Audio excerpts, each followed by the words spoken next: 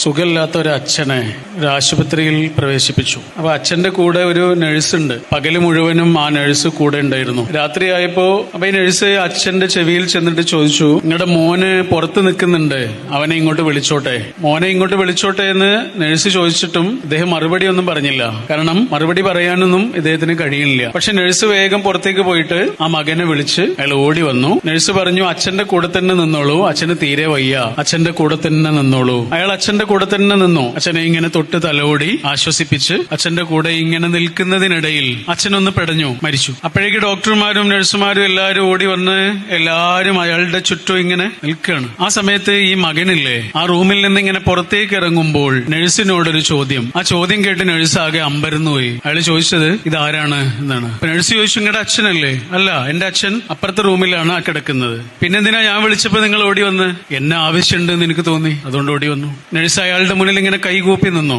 ഒരാവശ്യം വന്നപ്പോ നിങ്ങളെ വിളിച്ചപ്പോ ഓടി വന്നല്ലോ.